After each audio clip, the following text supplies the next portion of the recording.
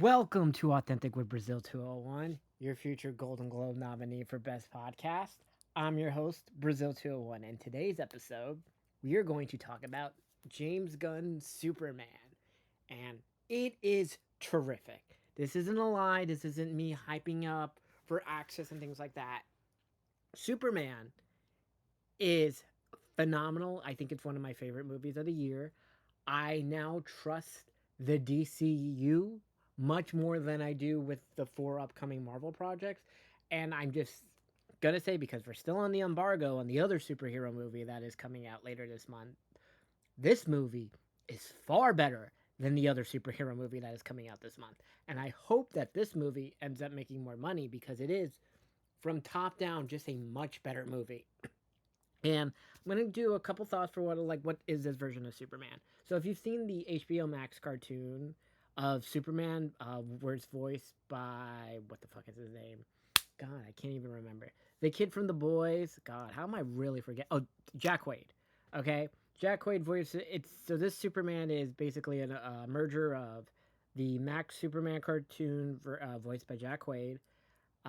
The dynamic of Lois and Superman are a lot like the Superman and Lois show from the CW, and the entire aesthetic of the movie is very Smallville. And obviously, James Gunn loves Smallville. He liked Michael Rosenbottom, who played that version of Lex Luthor. There's a lot of themes with it. Some stupid thing went viral that Superman is an immigrant, where, I mean, legally speaking. By the way, this movie goes into the legalities of what rights aliens have and don't have. Something that the CW Supergirl show tried is, well, just so you guys, for those of you who don't know, Superman is from a planet called Krypton. The planet blew up. Superman, as a baby, crash landed in his spaceship in Kansas, and a family adopted him. And now I don't know how the processes of how they forged a birth certificate and a social security card for one Clark Kent, but Clark Kent is an illegal alien. Now they gave him the documents or whatever, but by definition, he is an illegal alien. Just so we can, fully understand that. Same goes for John Jones, who was in Mars and crashed on Earth and pretended to be a human all his entire life. Just another thing. Okay, next, Delaware. So Metropolis is in Delaware in this movie, which is interesting. And Gotham City is, they're doing similar to the Man of Steel thing, where Gotham City and Metropolis are sister cities. It seems to be implied based off the end, like when we see the signs of where Gotham City is. Gotham City is clearly supposed to be Trenton, New Jersey, which makes sense, as Trenton, New Jersey is one of the worst cities in America, and it makes sense why Batman has had to fight crime there for 10 to 15 years. So the weird thing is about this version of Metropolis, it feels very small, whereas the Man of Steel Zack Snyder version of Metropolis felt like New York City, right? It looked like New York City as well. It's just weird how small it is because you like the movie toward full spoilers, by the way. Okay, like you're listening to this full spoilers. We see the weird thing that's opening up the void, the black hole void, and Metropolis just feels very small, and it's weird. I get Delaware itself is a small state, but you can see the Philadelphia skyline in this movie. And I don't know if that's supposed to be Gotham City, but that looks like Philadelphia, not Gotham City. There was no like Wayne, building in the background that said like Wayne Enterprise or Wayne Tech or any of that shit. So like Philadelphia just dwarfs Metropolis in this movie. I just want to say James Gunn has done a fucking fantastic job in this movie. I loved how it's directed. I love the soundtrack. I think if you go on Spotify, the James Gunn soundtrack for Superman, where he like did songs for all of them, is great. I love the entire aspect of it. It seems like James Gunn took a lot from that the Kevin Smith version of Superman, the one he always talks about, where it takes place in the fortress, and there was supposed to be a spider and a sidekick and all of it. It seems like that aspect of the Kevin Smith Superman is very much in this movie in a good way. Now, I just want to say Nicholas Holt is a far better Lex Luthor than Jesse Eisenberg. And just shout out to Nicholas Holt, who's like, did basically, I think, what Elon Musk wishes he was. Rachel Bronson, as you know from Marvelous Mrs. Maisel, first of all, looks so hot in this movie. And so much better than Amy Adams. Like, Rachel Bronson and David Cornsweet have so much chemistry. Like I would believe if they were dating in real life. Like their chemistry is the equivalent of what Andrew Garfield and Emma Stone had in the first Amazing Spider-Man movie. You just buy it. I buy the fact that they were in love or they're dating or they're hooking up. Like the whole thing.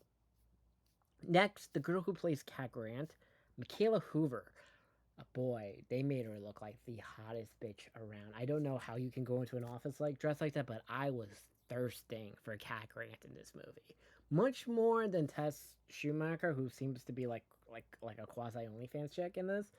But yo, Michaela Hoover as Cat Grant in those dresses, holy fucking shit! I had no idea that actress is 40 because she looked 26 in this movie. But I just want to say, James Gunn cracked the code and made like a modern Superman that is optimistic, but not in the annoying flyover state positivity optimistic. Because the rest of the world, when you're comparing it to the Snyder version of everything, everyone. So, okay, we're just gonna start full spoilers on how the movie works. The movie starts off with a Star Wars style crawl, and it kind of gives us the backstory on what are the rules of this Earth. And this is also a sequel to Creatures Commando, which I don't think many people watched anyway, but from what is canon of everything we've seen before, a version of the Suicide Squad has happened in this universe, and Creatures Commando happened in this universe. But the title card starts, and it says 300 years ago, the first metahumans began to appear on Earth. 30 years ago is when Clark Kent crashed on Earth, and Superman has been active for 3 years. So we get 333, and then 3 minutes, then it goes like 3 minutes ago, he got into a fight with a guy called the Hammer of Bavaria and was getting his ass kicked. And the more interesting though is that if whereas in the Snyder version, right, Superman is our first person with powers we begin to see. Like it happens in 2015, right? Superman is our first person with powers. And as we've seen in the other movies, like The Flash got his powers about 3 days before the Man of Steel attack happened. Batman is the only one who was active for like 10 years. Wonder Woman secretly participated in World War II, and some shit happened in 1984.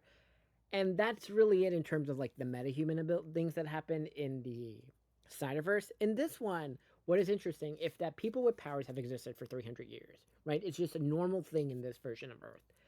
But that means our history has to be different. Like if people with powers existed during the Civil War and World War II and World War One, history should be different, but it doesn't seem like it is. And this has always been the issue. If you're gonna be like people with powers existed 300 years ago, and I don't just mean like the Themyscirans, but like if this was like just like a common thing. I think if you kind of did it better 30 years ago, people with powers began to appear or something like that, I think I could buy it. But 300 years, people have had powers on Earth.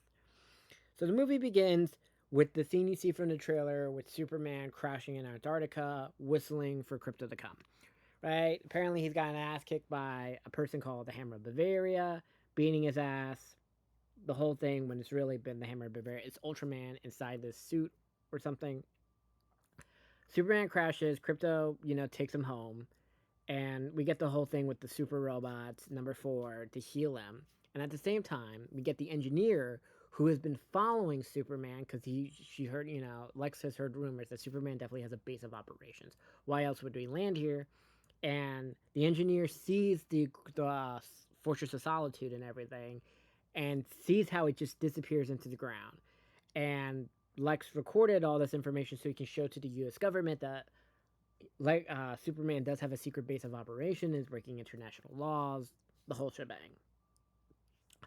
Um, After Superman gets healed, he goes back to try to fight the Hammer Barbarian. We get this whole scene with B1, B5, where like the Hammer Bavarian is losing to Superman because Lex is like coaching him. He's like studied his fight the entire time.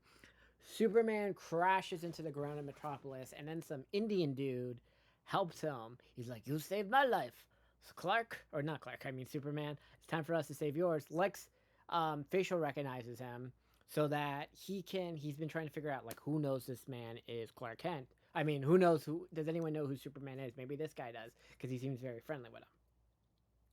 And then, whatever reason, we just skip because this is the only part I've had. I'm really confused at what kind of happens here.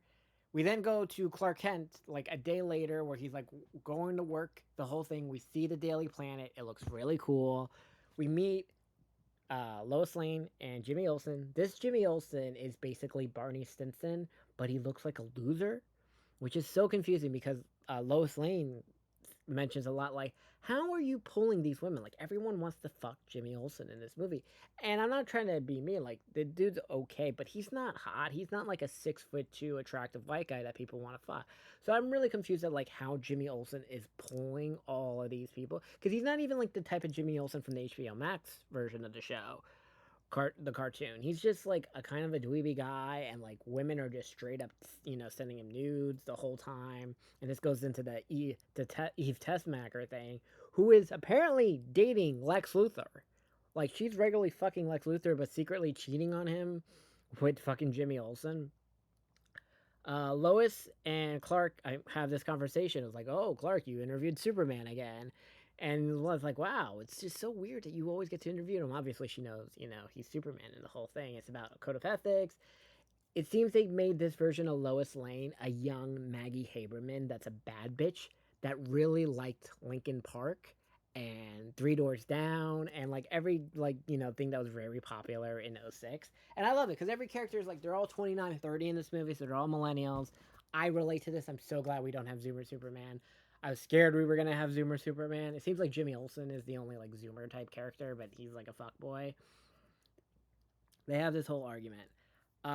Lexton has a meeting with the U.S. government. He shows the footage about the base, and they're arguing because this is like other conflict in the movie, is that Superman went to Jaunapur to stop Boravia from invading Jaunapur, and he apparently gets the Prime Minister of Bavaria, threatens him against a cat, against like a cactus, saying if you do this more, I'll drop you or something. Very threatening in a weird way.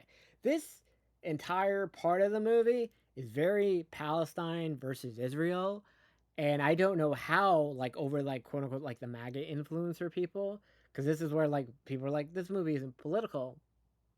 It's not political, but it's very political because I'm like, this is clearly like the Israel versus Palestine conflict, and I just want to say I don't like care about it. Yeah, children are dying, but I only care about me. You can be mad about that. I'm just not going to pretend to care either way about it. But this is very Palestine and the Israel thing, where Jaunapur is clearly Palestine because you see it's like a rundown third world country with no buildings, and Moravia is just like super propped up military that is just doing things. And the U.S. government, the department, Rick Flag, who is now like head of security instead of head of Argus or whatever the fuck from the Creatures Commando, it's like, look, he's Superman. It's not a U.S. He doesn't act in U.S. official capacity in the way that the Justice Gang does. This is similar to the whole thing in Marvel, where the new Thunderbolts are actually sanctioned by the U.S. government. Whereas, I mean, the new Avengers, whereas no one else really is. They're not sanctioned by the U.S. government, and he's doing his own thing. Lois does this whole thing like, "Are you an agent of the U.S. government or not?" And he's like, "I'm an agent to myself." And so this whole interesting debate about what Superman's role is, because it's kind of like you remember this in BVS. This was the same thing. Jimmy Olsen gets reports that 22 lives were lost in this battle and 22 million in property damage. That seems really low for the amount of like things that got destroyed. Cat Grant is serving tits in some dress, taking selfies while like Superman's just flying through buildings from the previous fight. I love this version of Lois Lane. So then we have the scene where Lex breaks into the Superman base. Like it just clearly pops up because we, the viewer, know this is Ultraman because it's been showed in the trailers, and that's why the base is coded to Clark's DNA. So they're just able to walk straight in. The super robots try to attack, and Crypto tries to attack, but the engineer and Ultraman stop Crypto and the robots. And then they break into the footage where they see the message from Superman's parents, who's played by Bradley Cooper. So Bradley Cooper is Jor-El. And when the engineer is like absorbing the data of the footage, she can see it's corrupted, and she's able to, because of Nana, she's able to translate the real message. And this is real. This isn't like fake with AI or anything. They didn't lie about it. That the mission from Jor-El was that they were supposed to, Clark's role was to take over the Earth and to sire a bunch of people and have harems and things like that. Okay, that is what happens. And now at the same time, while he's breaking into the base, Lex let a dragon kaiju monster out that he got from the Netherworld, and to distract Clark the entire time. They're fighting it, and then we meet the Justice Gang who comes to help. Green Lantern, Hawkgirl, and Mr. Terrific. And Mr. Terrific, boy, really shows you that Arrow did this character wrong. He's in this floating chair, kind of like the Thinker with his T-Spears, and he's like, yo, Superman, what's the stitch with this? And Superman doesn't want to kill, which is an interesting thing. Everyone else just wants to kill the bad guy, and Superman's like, we could do this better without like killing him. And like Superman's like, the eyes are weak and the inside is weak, so they begin smashing the Hawkgirl hammer, and the Green Lantern creates a hammer on his eyes nonstop, bomb, bomb, bomb, bomb, bomb. Mr. Terrific throws a bunch of T spears inside the dinosaur thing, and they blow up and it kills the thing. And Lois is just watching the entire time from a television. And it's weird. This is now the second attack in Metropolis in 2 days. I do not know why people are living in this fucking town. The way it is, like from what we get of what like the Gotham City is supposed to be in this universe, is that Gotham City's like a hell. Metropolis seems worse. Yes, the Joker may be kidnapping and killing people, but this is now 3 days where you had a Superman fly through your buildings, a giant kaiju monster, the whole thing. So after they kill the kaiju monster, the video leaks from Lex Luthor, who's like talking to a Tucker Carlson type person. And he's like, this is video we have that Superman was sent to kill and enslave humans. And he's like, it's been verified by 30 different people, 15 different 15 different governments around the world, the whole thing. And Superman freaks out, and like the normal humans begin to get scared of him. Superman goes into some random building, and then Nathan Fielder's Guy Gardner, Mr. Terrific, and Hawkgirl, they do it and they have a conversation with him. So is it true? And Superman's like, I don't know. I guess it's true. I never. He's like, the first part of the message I know is true. I never knew what the second part of the message said because it got corrupted. But I'm not this. I don't have harems. I'm not trying to enslave humanity. You guys know me. You know who I am. And they have this whole conversation. And then we learn there's a warrant out for the Department of Justice puts out a warrant out for Clark Kent, Superman, and they give full permission to Luthor Corp to do whatever they need to do to stop Superman. Superman, flies into Lois's apartment or penthouse or whatever. I'm very confused how much money she makes as a reporter. And Superman has this whole. He talks to her, and it's so weird that they're just talking to each other while this eye monster is just destroying Metropolis. And we see in the background that the Justice Gang is fighting them. And Lois is like, "Don't you want to help out?" He's like, "Nah, they got it." And they have this entire conversation. Oh, they also get interviewed. I forgot. I'm so sorry. I forgot about this part where Lois interviews Superman, right? Not Clark Kent. And they're kind of pause, talk, pause, and he's like, "You can't use that. You can't use it." And it's interesting because we see basically three personalities. We see Superman, we see Clark, and we also see the real combined version with Lois, as Lois is one of the few people who knows both. So he seems very like nerdy and confident, and they have this whole debate similar to the one we saw in BVS about what's your role and everything. And he just gets angry, and Lois is just like, okay, they do this fight. It's about ethics, and he mentions the arrest, and he's like, I'm gonna turn myself in because the governments of the world want me. It's the whole thing. Then he goes to the meeting point where he's like, okay, he gets arrested, and Rick Flag character states that the Supreme Court has stated that aliens from space do not have the same rights as that the U.S. Constitution does to humans. So the U.S. like all of it, the Bill of Rights and all that, do not apply to aliens. Specifically mentioned that that's what the Supreme Court ruled on, which is great. Then Superman is put into a cell with Metamorpho, who is able to create kryptonite because they had a little bit enough that because Metamorpho has met kryptonite, he can go create more kryptonite. He's stuck in this prison cell with Metamorpho. And Metamorpho's in the cell helping them because apparently they kidnapped his ugly child named Joey. And some other guys just like, they're in this weird pocket dimension where there's so many prisoners. And apparently it's some of the world's worst people. Like governments around the world have like hired like, can you put our people there? And apparently Lex has a bunch of his ex girlfriends in there too because they annoy him.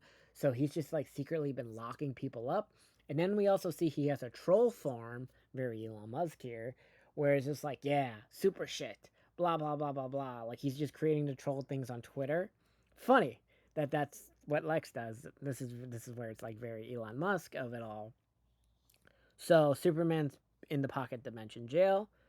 Lois goes to the Justice Gang because Jimmy gets a text from Eve that Superman is in this pocket dimension. Lois has no idea what the fuck that is, so she goes to the Justice Society base, the Justice Gang base, and they talk about, so, oh, you know that Superman is Clark Kent. And Lois is like, why does he trust everybody? And they explain the hypno glasses, that, like, the glasses make you see something different, or the whole thing. Then Mr. Terrific states that that he put nanites in all the heroes' blood so he can track them at all times, and it's a trick that he learned from Batman. Okay, and everyone's kind of creeped out about it. Mr. Terrific and Lois go to the last tracking location known as Superman. They go to the beach, and there's this amazing sequence that James Gunn shot where, like, the army people there are like, oh, he's just a nerd. Who gives a shit about him? So they try to jump him, and Mr. Terrific just does, like, the bubble shielding from Halo, and the scene is shot so cool how he knocks everybody out in 15 seconds flat, and you're like, wow, Mr. Terrific fucking fuck shit up. They open the portal, and at the same time, um, what happens is Lex brings the Indian dude from early in the movie and kills him in front of Superman, and Metamorpho freaks the fuck out, like, oh my god, he's gonna kill my kid. And Lex is like, fine, maybe I'll get that fucking reporter you always like are being interviewed by Clark Kent and kill him. Because remember, we see with the hypno glasses, Clark Kent and Superman look totally different to everybody. So Metamorpho is able to create the sun by knowing like the chemicals of what the light is, so that Superman can get his powers back. Breaks out of prison, breaks out of the jail cell, rescues Joey, kills the guy that was holding Joey. Joey's the ugly baby. Rescues Crypto. They fight. A bunch of the guards try to fight them. They fall in this antimatter river thing, and Metamorpho is somehow able to pull them all out, and the portal is closing that Mr. Terrific's trying to hold open, and he has this T-sphere, so Crypto's able to follow them to rescue them. They all get out. Yay. They all escape the portal. Lois drives a spaceship from Mr. Terrific because Mr. Terrific's there trying to like figure out how to reopen the portal. Lois drives a spaceship with Superman and Crypto to Kansas. Crypto plays with some cows. Lois is really turned on by Clark's dorky fucking childhood bedroom apartment. I mean, childhood bedroom. And it's the first time she meets the parents. It's great. And then the invasion of Palestine, I mean, Jagaborn happens with the Gazans or Jajaborns, whatever the fuck, putting up the Superman flag. And Superman sees it on TV. And then Mr. Terrific calls him like, we need you. The portal's opening. All of Metropolis is not going to exist. I need you. Ignore Jajapur or whatever. Then Ultraman and Engineer fight Superman while Mr. Terrific's trying to crack the code to close the portal. The Justice Gang is watching the news on TV, which is weird because the Justice Gang is, headquartered in Metropolis. But they go to Jajapur instead of Delaware, even though their base is in Delaware. And you see the troops begin to shoot the children until Green Lantern stops them. And the Justice Gang fucks up the army. The Superman versus Ultraman fight keeps happening. What the fuck is her name? God, how the engineer puts her nanites all over and inside Superman so he can't breathe. Superman flies all the way up to space and then does like a Charizard seismic toss thing all the way back to Earth, so it stops her heart, so the nanites die and he can spit them out. Then we see the Ultraman suit cracked. It's like, oh my god, he cloned me. They fight. Then Clark's able to win by pushing him into the black hole thing. Then this very cool monologue happens with Clark telling Lex, I'm just as human as you. I was raised here. I love, I cry, I mourn, I get nervous, I pay bills. We're all human. Lex is sent to jail because, Tess has been sending sexy photos to Jimmy Olsen, and in the background was all the notes. Yeah, the photos. Superman and Lois then bang in a lobby. Perry's like, how long have they been fucking? Then we meet Supergirl, who is a baddie. Like, I am in love with this version of Supergirl. I want to slide in her DMs. Like, she is hot. She drinks a lot. She's an Upper East Side bad bitch. For the 45 seconds we got her, I'm in. I want to see that movie, and I can't wait to see the Supergirl movie now. And she's played by the white girl in Sirens that's not Megan Fahey. So that's what happens. Either way, I fucking love this movie. James Gunn did great. I don't think he's directing Supergirl. I don't know who's directing Supergirl, but I trust the James Gunn vision of the DCU, at least with the movies and what the fuck is his name? Peacemaker, who has a small cameo in the movie, which is weird because we saw behind the scenes that the entire third battle, Peacemaker was there helping fight Ultraman, but in this one he's just in the weird. He's like interviewed by like a Jimmy Fallon or somebody in it. Whole thing, great movie. Go see it in theaters. It's phenomenal. DC's back. I fundamentally do not trust the Marvel vision. I like Avengers. Superman is great. Okay, James Gunn did fantastic. I hope this movie makes $1 billion. It's great top down. There we go.